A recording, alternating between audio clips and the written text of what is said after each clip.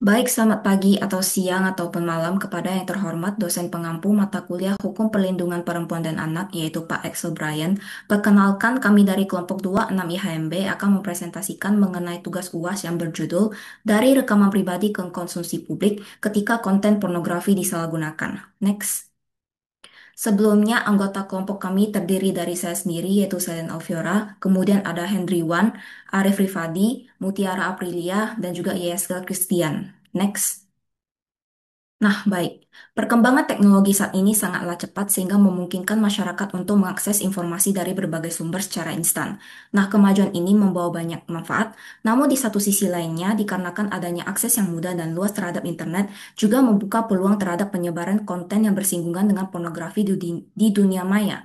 Nah, berdasarkan ketentuan pasal 1 angka 1 dari UU nomor 44 tahun 2008 tentang pornografi, yang dimaksud dengan pornografi adalah gambar, sketsa, ilustrasi, foto, tulisan, suara, bunyi, gambar bergerak, animasi, kartun, percakapan, gerak tubuh, ataupun bentuk pesan lainnya melalui berbagai bentuk media komunikasi dan atau pertunjukan di muka umum yang memuat kecabulan ataupun eksploitasi seksual yang melanggar norma kesusilaan pada masyarakat. Next. Nah, saat ini salah satu bentuk tindak pidana pornografi yang marak terjadi di tengah masyarakat adalah penyebaran konten bermuatan pornografi secara terang-terangan. Nah, konten ini bisa berupa gambar, video maupun tulisan yang mengandung unsur seksual eksplisit ataupun cabul. Nah, penyebarannya ini umumnya berlangsung melalui berbagai platform digital seperti media sosial, kemudian bisa melalui aplikasi pesan instan, layanan berbagi file hingga situs tertentu yang bisa diakses dengan mudah oleh siapa saja. Nah, maraknya pemberitaan di media sosial yang disebarkan tanpa proses edit ataupun penyaringan terlebih dahulu bisa menjadi sebuah perhatian serius. Dikarenakan banyaknya gambar maupun foto yang bersifat vulgar atau tidak pantas itu banyak beredar secara bebas dan bisa diakses oleh siapa saja tanpa memandang batasan usia. Sehingga orang dewasa ataupun anak di bawah umur itu bisa memiliki kemungkinan untuk terpapar berbagai konten tersebut.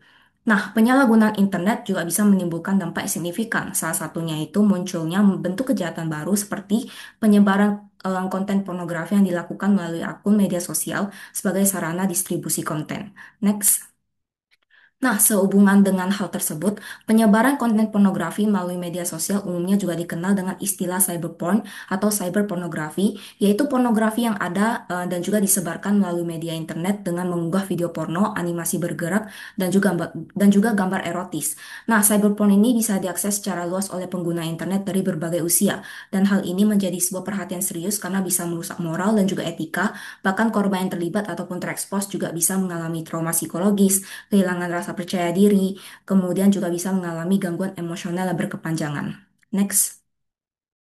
Salah satu kasus yang mencuat terkini penyebaran konten pornografi di dunia maya adalah kasus yang melibatkan Ariel Noah, Luna Maya, dan Sutari.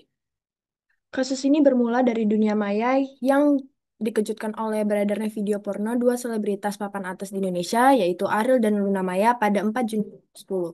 Dalam suasana heboh masyarakat atas video pertama kali 4 hari berselang, 4 tanggal 8 Juni 2010, em, kembali beredar hari kembali beredar video porno Ariel dan Cut Tari. Video tersebut dapat tersebar dikarenakan operator editing favorit Ariel bernama RJ mengambil file dari laptop sang vokalis tanpa sepengetahuan Ariel yang telah menyimpan video mesum di laptopnya sejak tahun 2007.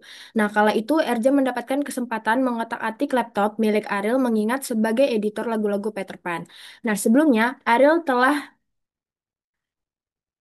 telah menyuruh RJ agar tidak membuka file di laptopnya selain lagu Peter Pan. Namun RJ ini mengusulkan tidak mengindahkan peringatan dari Ariel. Nah, setelah file dibuka, RJ menemukan video Sure itu dan mengambilnya secara diam-diam. Setelah itu, RJ menonton video itu kepada keponakannya Anggit.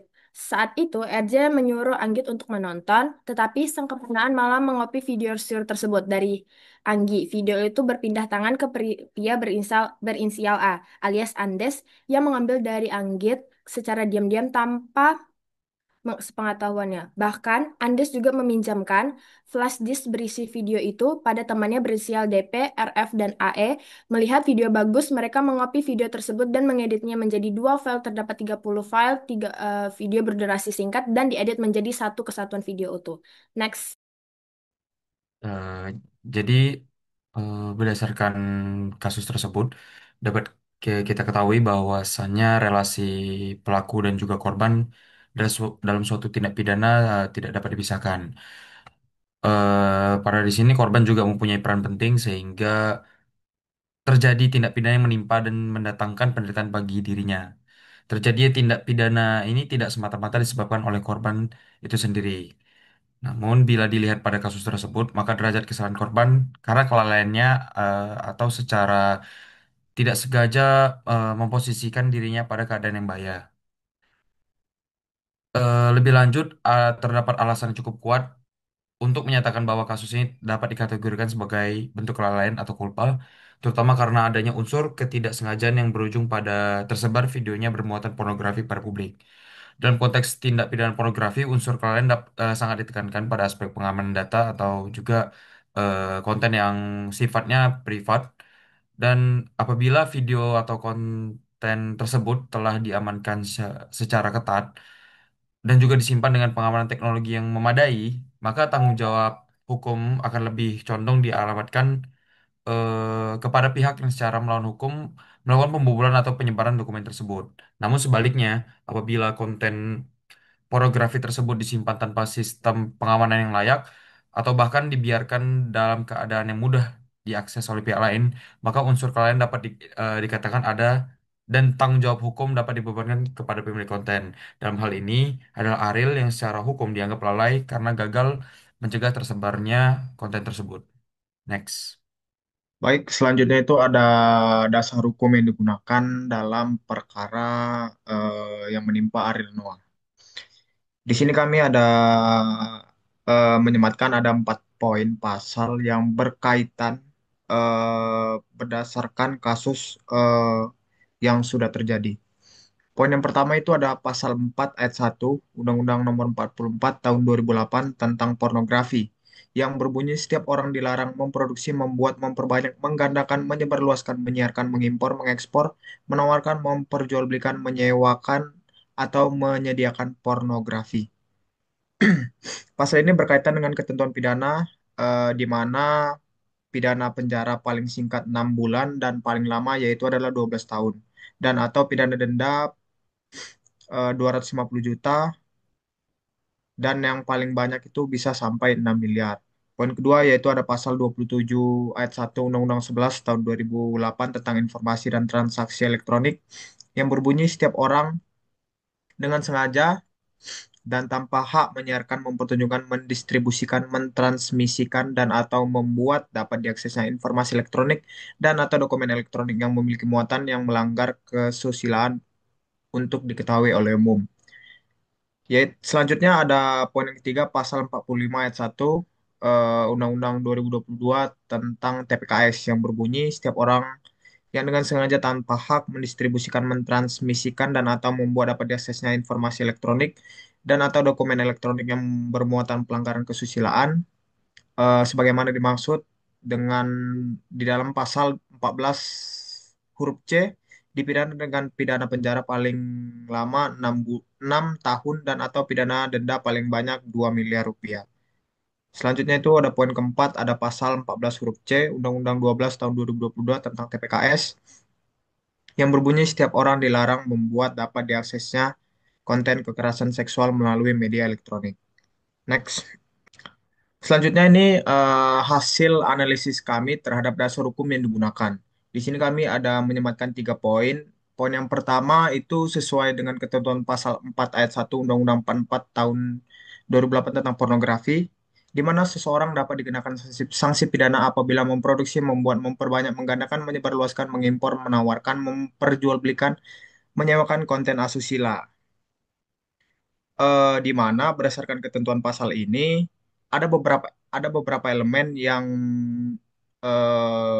memang Ariel ini dapat dikatakan telah memenuhi unsur, yaitu Ariel ini telah memenuhi unsur membuat, di mana video yang beredar tersebut memang video pribadi Ariel Noah yang direkam pribadi oleh dirinya sendiri.